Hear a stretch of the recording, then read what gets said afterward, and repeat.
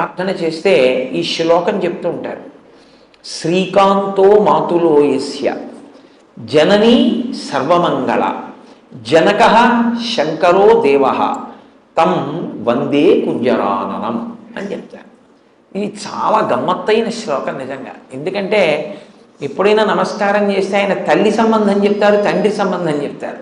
ఒక్క వినాయకుడికి మాత్రం మేనమామ గారితో మొదలెడతారు. శ్రీకాంతో మాతులో యస్య, మాతులో అంటే మేనమామ, నీ మేనమామ శ్రీకాంతుడు.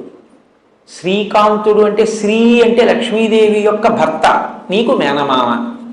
కాబట్టి ఇప్పుడు వినాయకుడికి మేనమామ అంటే వినాయకుడి యొక్క తల్లి పార్వతి, పార్వతి యొక్క సోదరుడు విష్ణువు.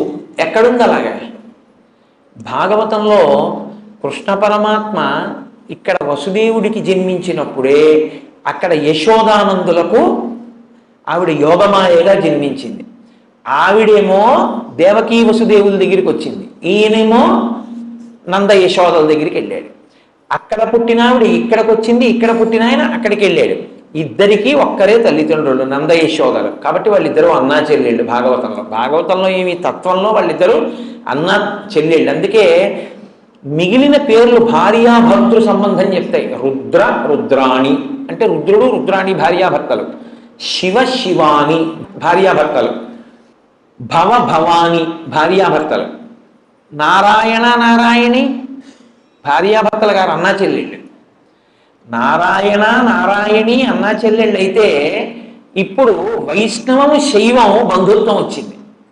ఈ బంధుత్వంలో వినాయకుడికి మేనమామ విష్ణుమూర్తి, నీ మేనమామ విష్ణుమూర్తి, మేనమామల ముద్దు మేలైన ముద్దు. కాబట్టి ఇప్పుడు వినాయకుడికి నమస్కారం పెడితే విష్ణుమూర్తి ప్రీతి చెందుతాడు. ఎందుకంటే మా మేనల్లుడిని పూజ చేస్తున్నాడు వీటిని. అత్తయ్యో లక్ష్మీదేవి. శ్లోకం దేంతో మొదలైంది? మంగళప్రదమైన శ్రీకారంతో మొదలైంది. శ్రీకాంతో మాతులో యస్య, విష్ణువు అనుగ్రహం కావాలంటే వినాయకుడికి నమస్కారం పెట్టాలి. జనని సర్వమంగళ, ఆ తల్లి ఎవరు? ఆవిడ సర్వమంగళ, అన్ని మంగళములే చేస్తుంది ఆవిడ. అసలు ఆవిడే మంగళసూత్ర రూపంలో ఉంటుంది. అందుకే సర్వమంగళారాధన చేస్తే కానీ మంగళసూత్రం కట్టరుగా. కాబట్టి ఆవిడ లోకములన్నిటిలోనూ కూడా మంగళములకు మంగళం ఆ తల్లే, సర్వమంగళాస్వరూపం. నీ తల్లో సర్వమంగళ, నీ తండ్రో జనక శంకరో దేవో శంకరోతీతి శంకర. శుభములను చేయువాడెవరో ఆయన శంకరుడు. శుభములను చేసేటటువంటి శంకరుడు నీకు తండ్రి. తం వందే కుంజరాననం. ఓ ఏలుగు ముఖం ఉన్నవాడా, నీకు నమస్కారం. నీ ముఖం చూస్తే ఏమైంది? నమస్కారం పెడితే లక్ష్మీ కటాక్షం వచ్చింది. ఇప్పుడు ఆయనతో